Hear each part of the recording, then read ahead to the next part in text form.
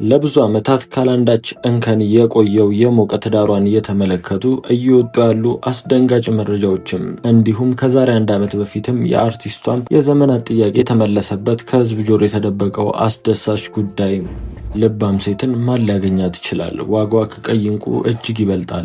ብርታትና ሞገስንም ትጎናጸፋለች። መጪሁንም ጊዜ በደስታ ትቀበላለች። ውበት ሐሰት ነው፣ ደምግባትም ከንቱ ነው። እግዚአብሔርን የምትፈራ ሴት ግን እርሷ ትመሰገናለች። ልባም ሴት ከጠፊው የውጫዊ ውበት በላይ በውስጣዊ ውበቷ ላይም የምታተኩርም ናት። ልባም ሴት ዋጓን ጠንቅቃ ታውቃለች። አምላኳንም የምትፈራ በእምነቷም ጽኑ ነች። ራሷን ከመንገዷ የሚገታት አንዳች ኃይልም የለም። ክህደት፣ አሉባልታ፣ ትችት አያስቆማትም። ህልመኛ ናትና ህልሟን ለመኖር በብዙ ትጥራለች። ከእውነት ጋር ትጓዛለች እንጂ በነፈሰበት አትነፍስም። ከትንሽ ስህተቷ ብዙ የተማረች በፈተና የተሞረደችም ናት። ልባም ሴት ብዙ ያነባሽ ብትሆንም ፈገግታ ጌጧ ነው። እሷ ላመነችበት ቆራጥ፣ ለሌሎች ምሳሌ የምትሆንም ናት።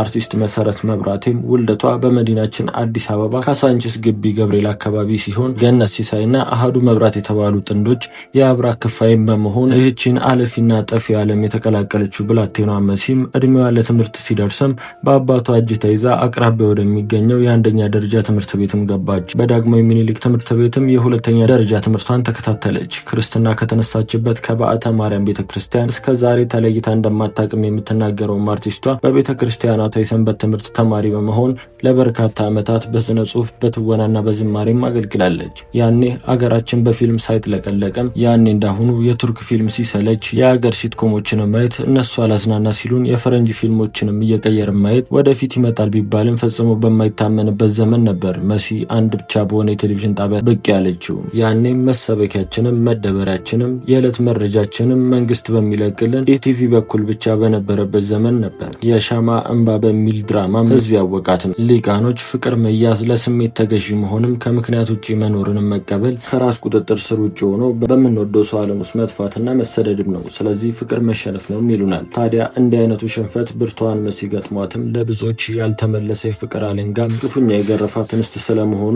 ያገኘነው መረጃም ያሳያል።